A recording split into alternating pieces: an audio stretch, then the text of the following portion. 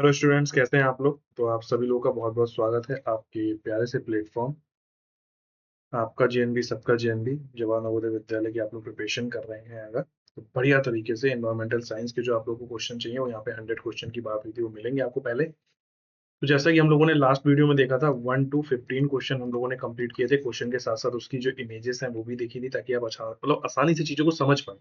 ठीक है।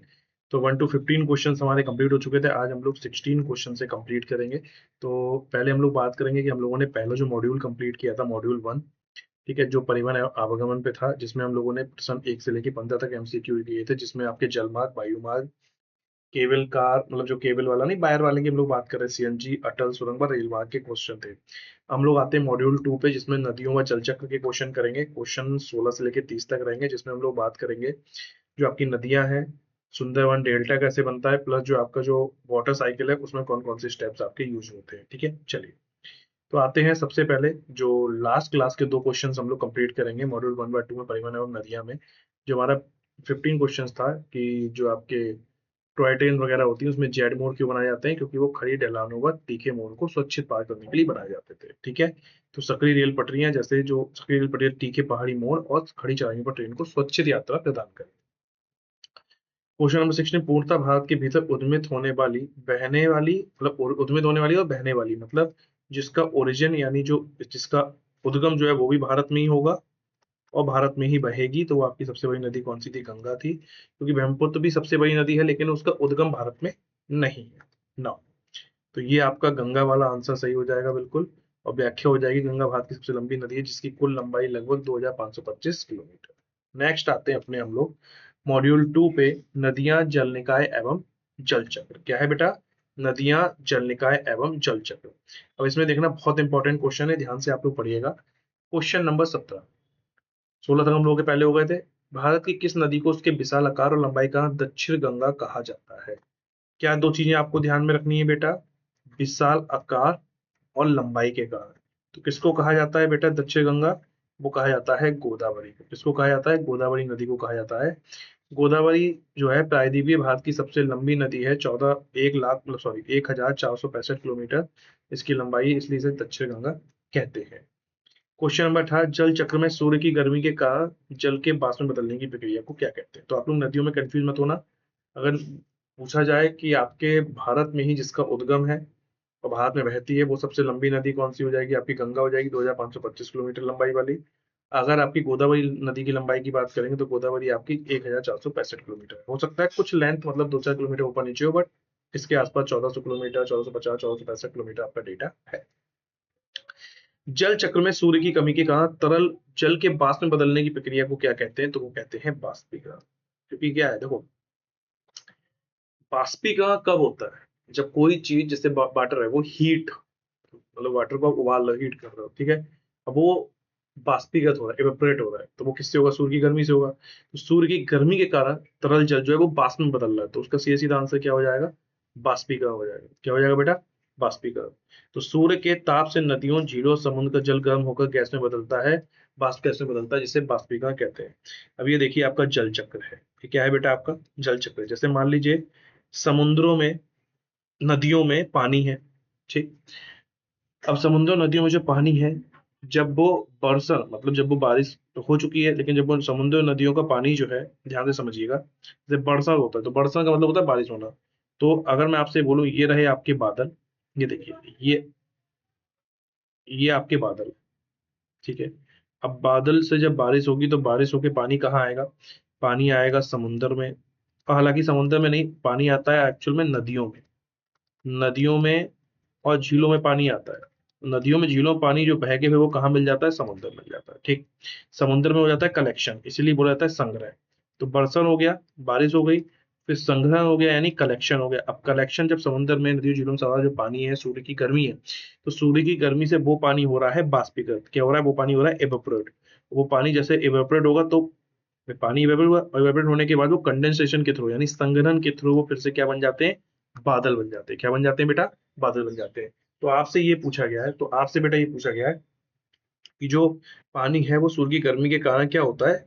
वाष्प में बनता है। तो वो कौन सी वाष्प होती है? तो वो आपका जलवाष्प में बनता है, और जलवाष्प में किस प्रक्रिया के थ्रू बनता है? वो बाष्पीकरण के थ्रू बनता है, यानी इवेपोरेशन के थ्रू बनता है। नेक्स्ट,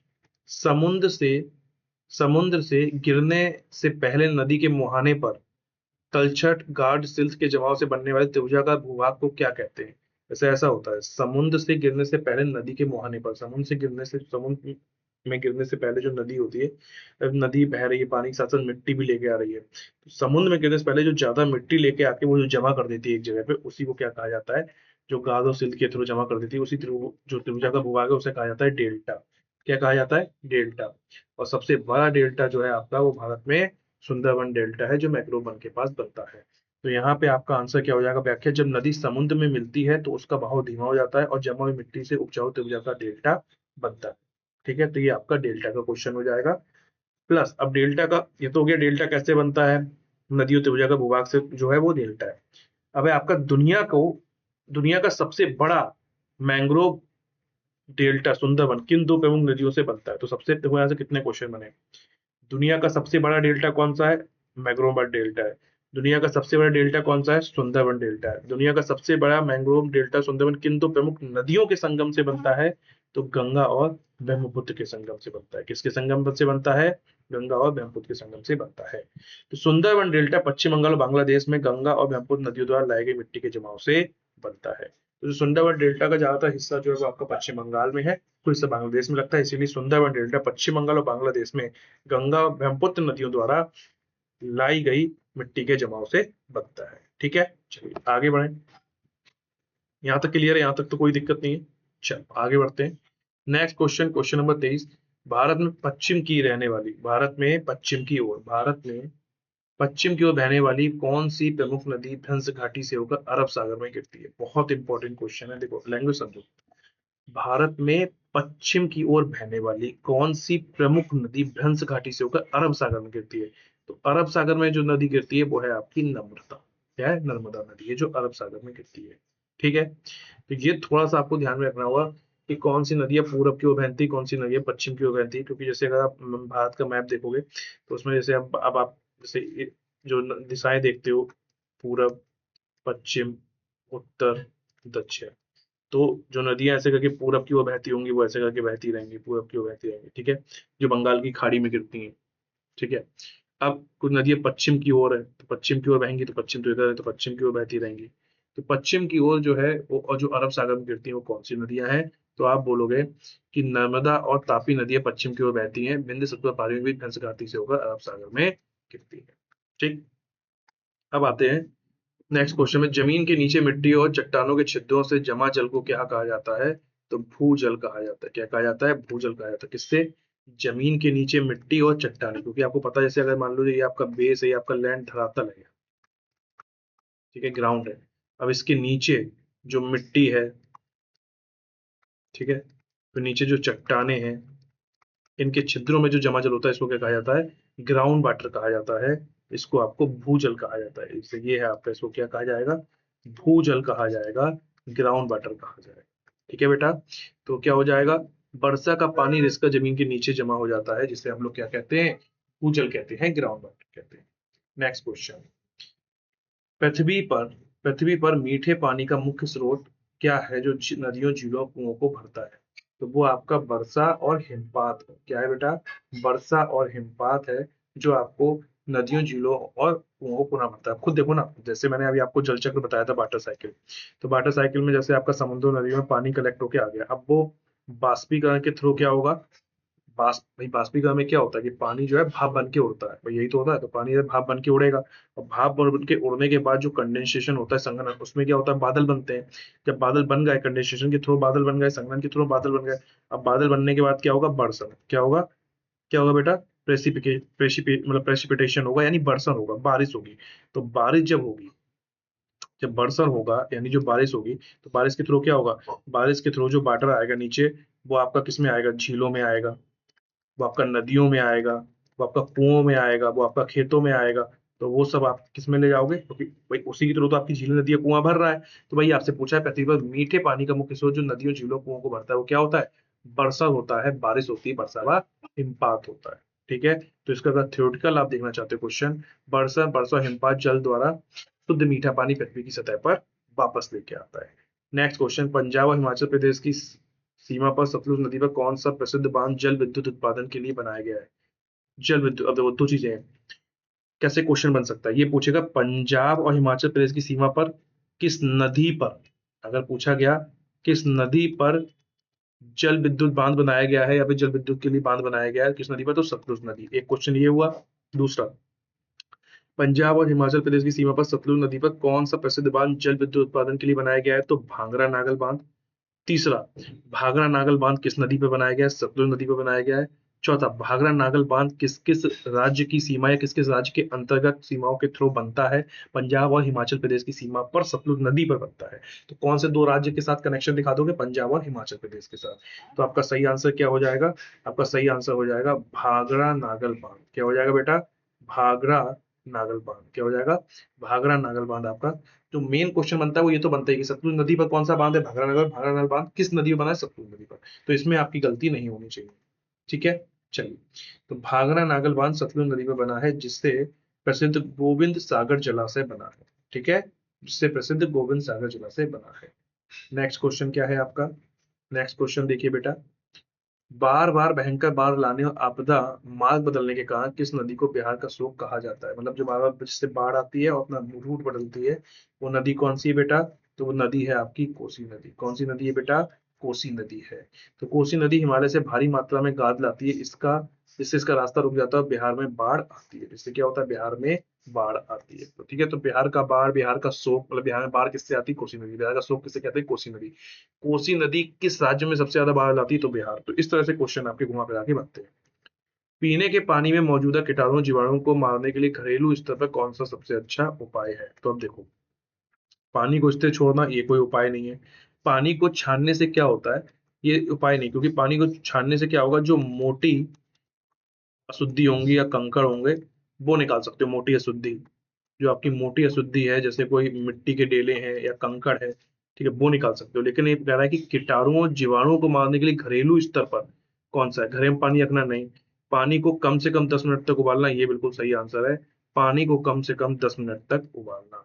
तो इससे क्या होता है, जितने भी जीवाणु कीटाणु होते हैं वो मर जाते हैं। पानी को उबालने से उसमें मौजूद हानिकारक रोगाणु, बैक्टीरिया, विषाणु पूरी तरह नष्ट हो जाते हैं। तो आप देख सकते हो इस तरीके से पानी आपका प्रॉपर उबल रहा है, ठीक है बेटा। चलिए आगे बढ़ते हैं, नेक्स्ट क्वेश्चन, यहाँ पे हमारे क्वेश्चन नंबर 28 तक हो गया। नेक्स्ट क्वेश्चन है 2930, मोस्ट इंपॉर्टेंट क्वेश्चन है। बरसों तक जमा बर्फ के दबाव से पहाड़ों पर धीरे धीरे खिसकने वाले विशाल बर्फ के ढेर को क्या कहा जाता है। तो ये क्वेश्चन मोस्ट इंपॉर्टेंट क्यों है, क्योंकि आप लोगों को इसे समझना चाहिए, वरना जल्दबाजी में आप गलत आंसर कर सकते हो। देखो जल्दबाजी में बच्चे गलत आंसर क्या करते हैं, बरसों तक जमा बर्फ के दबाव से पहाड़ों पर धीरे धीरे खिसकने, धीरे धीरे खिसकने में लोग हिमखंड लगा देते हैं, जिन्हें नहीं पता होता है हिम स्खलन लगा देते हैं। भूस्खलन होता है ना, जैसे भूस्खलन में मिट्टी खिसकती है, इसे हिमस्खलन में बर्फ खिसकती है। तो देखो हिमखंड जो होता है, अब इसके नाम में ही क्या है, खंड है, तो खंड मतलब टुकड़ा। तो जब टुकड़े की बात होगी तो इसमें आप विशाल बर्फ के ढेर की तो बात ही नहीं करोगे। तो जो खंड होता है, टुकड़ा होता है, वो तो आपका ये वाला आंसर जाएगा, ये रहा, ये आपका होगा हिमखंड, यानी आइसबर्ग। आइसबर्ग, आप देख सकते हो किस तरीके से बर्फ का, ये देखिए ये पूरा टुकड़ा जो है बर्फ का बना हुआ है, ठीक है। इसमें आप कंफ्यूज, अगर बर्फ का टुकड़ा पूछा जाएगा तो बर्फ का टुकड़ा कैसा होता है, अगर पूछा जाए समुद्रों में कहीं कहीं चट्टानों के रूप में कुछ टुकड़े होते हैं बर्फ के, उन्हें क्या कहा जाता है, तो आइसबर्ग कहा जाता है, तो आपने बोल सकते हो। दूसरा हमारा है हिमस्खलन, से पहले हम आते हैं ग्लेशियर पे। तो जो हमारा आंसर है, बरसों तक जमा बर्फ के दबाव से पहाड़ों पर धीरे धीरे खिसकने वाले विशाल बर्फ के ढेर को कहा क्या जाता है, तो उन्हें ग्लेशियर कहा जाता है। क्या कहा जाता है उन्हें बेटा, ग्लेशियर कहा जाता है, हिमनद कहा जाता है। और ग्लेशियर आपके ये रहे, ये आपके ग्लेशियर है। क्या है बेटा, ये आपके ग्लेशियर है, जिन्हें आप हिमनद भी कहते हो, ठीक। अब आते हैं तीसरे पॉइंट पे, हिमस्खलन। जो हिमस्खलन, जैसे आपको मैंने पहले ही बताया, जैसे भूस्खलन होता है, भूस्खलन में क्या होता है, जो मिट्टी होती है पहाड़ों पे, जो मिट्टी नहीं होती, मिट्टी खिसक जाती है, रास्ते बंद हो जाते हैं, तो वो भूस्खलन होता है। ऐसे ही जब वो मिट्टी के पहाड़ होते हैं, जब बर्फ के पहाड़ है, तो बर्फ एकदम से पिघल के तेजी से गिरने लगती है। बहुत से मूवियों में भी आपने देखा होगा कि एकदम बर्फ, पहाड़ों पे सब लोग ट्रैकिंग कर रहे हैं, एकदम बर्फ अचानक से छोटा सा टुकड़ा फटा हुआ बर्फ का, मतलब पाउडर, मतलब बहुत सा बर्फ जो है चूड़ा फॉर्म में एकदम से गिरता है, तो वो हम लोग क्या कहेंगे, उसे हम लोग कहेंगे हिमस्खलन। ये है, आप देख सकते हो क्या, हिमस्खलन, कि बर्फ टूट के बहुत जल्दी से गिरती है पाउडर फॉर्म में, देख रहे हो ना, बहुत बहुत ज्यादा गिरती है बर्फ, बहुत तेजी से गिरती है, इसलिए बोलते हैं हिमस्खलन।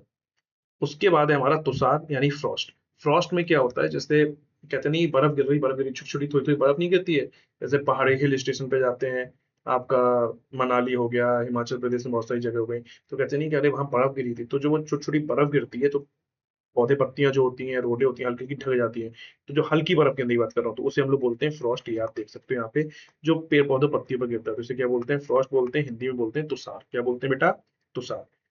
तो ये हो जाएगा आपका ग्लेशियर, ऊंचे पर्वतों पर बर्फ के अत्यधिक जमने और खिसकने से बनने वाली बर्फ की नदी जैसा होता है। वर्षा जल संचयन, रेन वाटर हार्वेस्टिंग का मुख्य उद्देश्य क्या है, तो देखो मुख्य उद्देश्य बारिश पानी के बाष्पित करना, उड़ाना तो बिल्कुल नहीं है। खेतों में पानी जाने से रोकना, खेतों में पानी जाने से क्यों रोकेंगे भाई, और समुद्र में बदलने का कोई मतलब नहीं है। तो आपका जो वर्षा जल संचयन का मेन उद्देश्य है, वर्षा जल को भविष्य हेतु व भूजल पुनः हेतु एकत्र करना, जिसे बाद में टाइम टाइम पे यूज किया जा सके। तो वर्षा जल संचयन छतों और मैदानों के बारिश के पानी को एकत्र करके, जैसे बारिश हुई तो वर्षा का जल आपने छतों पे इकट्ठा कर दिया, मैदानों में कहीं कहीं टैंकों में इकट्ठा हो गया, तो बारिश के पानी को एकत्र करके भूजल स्तर बनाने की प्रक्रिया है। तो ये आपका क्वेश्चन यहाँ पे कंप्लीट होते हैं। बाकी मैं कोशिश करूंगा जितनी इमेजेस के थ्रू आपको समझा सकूं। तो आपको ऑल द बेस्ट आपके पेपर के लिए, आप अपनी अच्छे से तैयारी करते रहिए। और इस टेलीग्राम चैनल पे आप कमेंट कर सकते हैं, इस टेलीग्राम चैनल को ज्यादा से ज्यादा ज्वाइन करिएगा, अपने दोस्तों को ज्वाइन कराइएगा, प्लस इस वीडियो को ज्यादा से ज्यादा बच्चों तक शेयर करिएगा। थैंक यू सो मच, मिलते हैं नेक्स्ट वीडियो।